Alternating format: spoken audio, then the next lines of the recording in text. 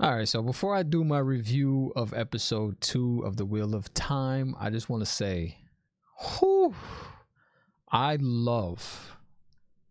absolutely love the Wheel of Time community.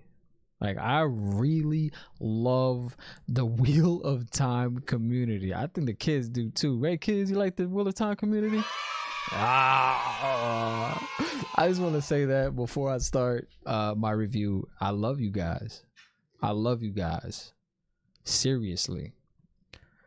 You guys have been commenting on my reaction, trailer reaction that I did, and also on my episode 1 review. So I really do appreciate it. I don't know anything about this series other than the first episode, so I'm learning. I haven't read the books. You're gonna hear that often from my channel when I do these reviews. Have not read the books. I know nothing about the characters, and I really do appreciate reading the long comments about the certain characters, things that I just make up names for the different things that are going on in the show, and I really do appreciate you guys correcting me.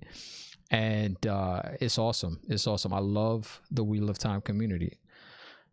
I thank you for all the subscribes that I've got today for my first video, and I just hope to continue to do the best job I can do to continue to get you guys to subscribe, to continue to get you guys involved in the comment section, because that right there is really most important to me, is the comments. People commenting on my videos and explaining things to me that I'm clueless about. It's amazing. I try to read all comments. I try to respond to all comments, so it's not a waste of your time. I'm not going to have you type up a whole thing explaining something and then me not respond to it. So I just wanted to say that before I started my review. If you haven't subscribed yet, please subscribe. 200 coming up soon, hopefully. So I'm going to try to do the first half non-spoiler, the second half spoiler. So again, you see the cast. If you watched the first episode, you know that Trollocs, they're coming to try to get the dragon, the last dragon, Bruce Leroy, somewhere in there. They're trying to find him. All right, they need to. They're trying to recruit him to the dark side or kill him. I have no idea. I don't know yet. I guess we'll find out what happens later on. So this episode was slow paced, but it was gonna happen. You're not gonna have action in all the episodes. It's not gonna be like that, and that's okay. I'm fine with that. We ended the first episode with a great action scene. You see the Moraine's power. And according to a lot of the people in the comment section of my first video, that's not even a little bit of how powerful the Aes Sedai get, right? That's what I read in one of the comments. So I'm excited to see how powerful these women can be in the show. And according to another comment, there's when she says the dragon is the most powerful, I don't know, wielder of the one power, right? That's what it's called, the one power. That's not an exaggeration. So that's what I want to see. I want to see some powerful spells, or I don't know what they call it. Is it spells in the show? Let me know in the comments. I'm clueless. I don't know. So let me know in the comments. But yeah, they're traveling. They're getting to know one another without getting to know one another, if that makes any sense, right? They are running from the Trollocs, and they don't know Moraine. They don't know Lan. They don't know those two. They just showed up in the town. They helped them defeat the Trollocs, right? And now they're traveling with these two strangers, so they don't know if they can trust them. What's gonna happen? Okay, there's a scene here where they run into this town, they come across this guy, and something happens. Okay, and the other four characters are scared.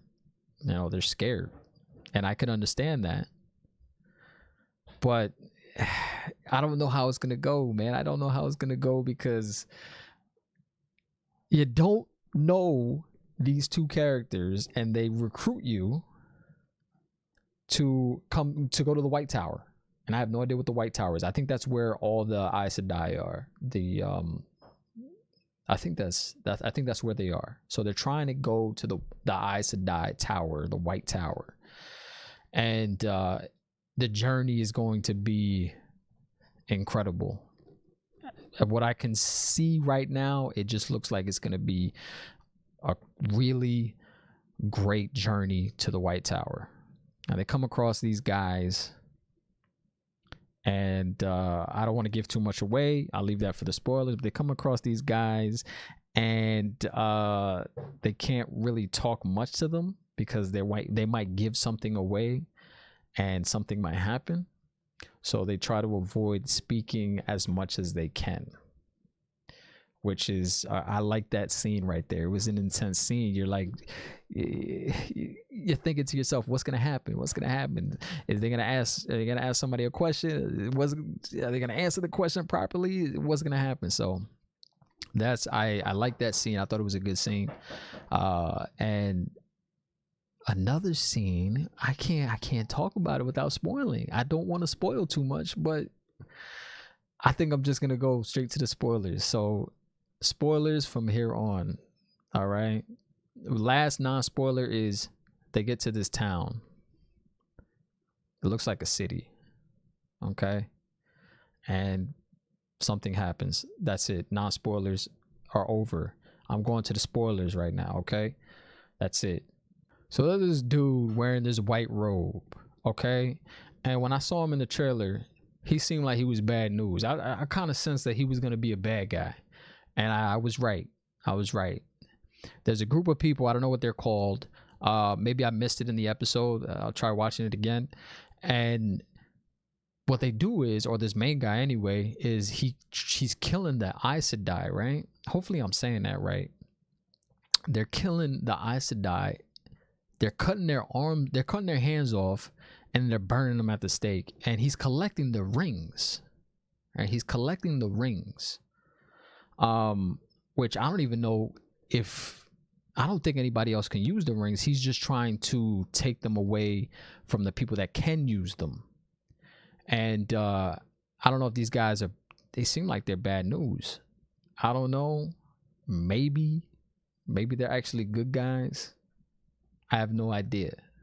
But then they cut to the characters still running from the Trollocs, and these dudes are, man, they're fast. And there's a whole bunch of them. It's not just like 5, 6 of them. There's not just 10. It looks like thousands. All right. It looks like hundreds, at least hundreds, maybe even thousands of Trollocs just running after them. Right. So they get to this town, and the guy's like, he's a ferry worker, right? He's a ferry worker. I didn't know what was going to happen. But he takes him across. I understand, you know, his family. He left to take them across the river, and he left his family behind. I understand you want to go back for your family, but do you see across the lake? Do you see all that? Right? Do you see all the Trollocs? And not to mention, there's this thing with just a mouth face. I have no idea what that thing is called, but it's a mouth face with a robe on, and that dude looks like no joke either.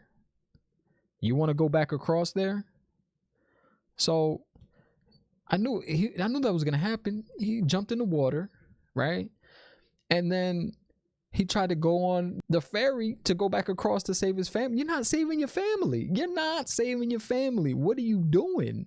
You're not doing it. You're not doing anything. All right.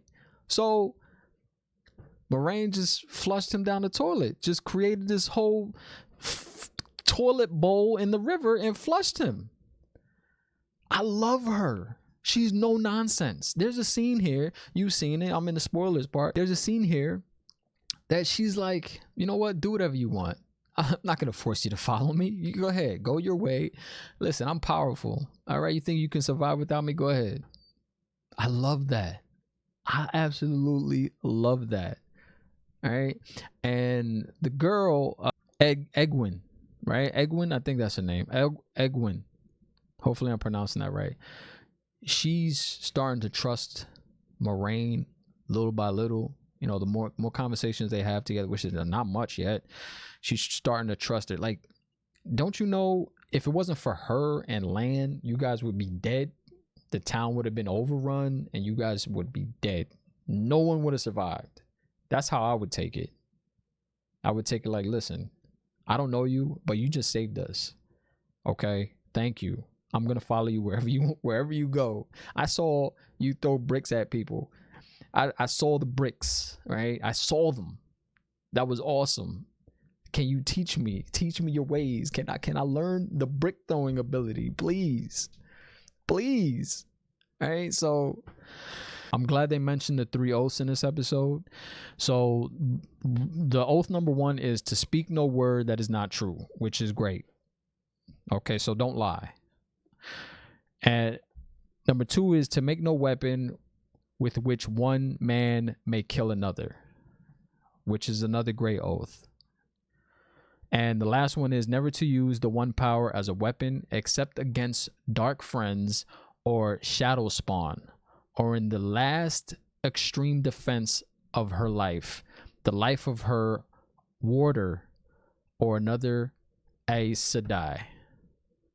And those are great oaths, and I'm glad they mentioned them in this episode, because there was the scene with the robe guys.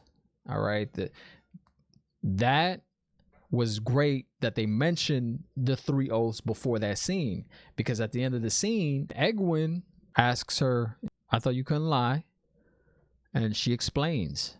This episode, like I said, is slow. The scene where they all have the dreams, they all have separate dreams, actually they're similar dreams, where they're throwing up the bats. Now, I don't know the symbolism in that. It's something that was probably explained in the books, but I have no idea what's going on. Maybe it's the dark ones trying to communicate with them to try to recruit them. I have no idea. Let me know in the comments below. But that was a good scene. I was a little confused. I was like, what's going on? What is he taking out of his throat? And it was a bat. And then you see a whole bunch. It wasn't just a dream. It happened. And there's a whole bunch of dead bats. So that was a good scene too. I'm also glad at the scene where they explained why. I'm thinking to myself, why is she not healing herself? She can't. She cannot heal herself. All right. Only another sister can heal her, which is great too, because, you know, if I had the ability to heal myself, I would be unstoppable unless somebody killed me. Right. So I'm glad they cannot heal themselves.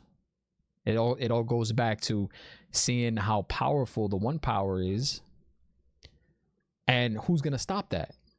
But no, they have to actually recover when they use that power, which is nice. That's a nice touch. I love that. I love that, man. I really do. And I can't wait to see more of the one power. How powerful is the one power? Who is the main one power? Oh man, I cannot wait. So yeah, the one dude has an injury on his leg, and I'm wondering, why doesn't he ask Moraine to heal him? Now I don't know if he sees that she's weak and he doesn't want to ask for her healing, and I could understand that, because I'd probably do the same thing. I know what you've been through. I'm not going to ask you to heal me. It's just going to make you weaker. You need to recover. I understand that. I'd probably be in the same situation. And then some wolves come and lick the dude's leg. Like, what is that about? Is he going to be like the king of the wolves? Or I don't know. Is he going to have the power to control the wolves after the one licked his leg? Because they looked like they were going to kill him, and they didn't. I don't know. I thought they were going to eat him. But I'm cutting to the city when they get to the wall, And if the Trollocs are scared of the direction you're going, if they stop, that tells you that's dangerous. That's really dangerous. If they're scared, you probably shouldn't go in there. You should have just chilled outside, maybe, lean up against the wall until they left. I don't know, but we see why they're scared of the city. And that's the black mist, the shadow. I think that's what it is. It kills one of the horses, which is crazy. I was like, what's going on? What happened to the horse? And also the dagger. It seemed like the dagger was talking or trying to communicate with the one dude, Matt, right?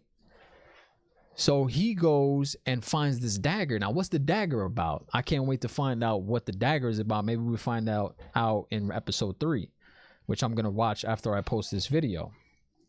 And they end up escaping, which, the horse is the only one that died. The one thing I want to say before I end this video is Perrin, right? Perrin's the one that killed his wife by accident. I should, say that.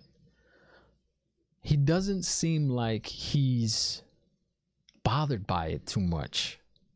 Like, I don't know if they had a weird relationship, a weird marriage, or their marriage was on a decline, and he was just at the point where, hey, you know what? She's dead.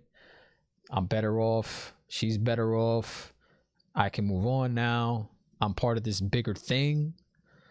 So I just need to leave her behind and move on with my life and move on with this mission that we're on right now, this quest. I don't know. But he just doesn't seem that bothered by it. Now, maybe later on we'll see him break down and just start crying out of nowhere because all the thoughts will come back to him. The relationship that he had with his wife, the marriage was amazing. And maybe it'll come back to him and just all of a sudden you just see him break down and cry and just all the emotions start to come out. And then the episode ends with the long-haired girl coming back. Nynaeve. I can't pronounce her name. Nynaeve Almira. She comes back and she's looking for her friends. She puts a dagger to the guy's throat. And she's like, show me where they are. Tell me where they are. And then it ends. And that was a good episode. It got close to the end. It picked up. But I really love Rosamund Pike.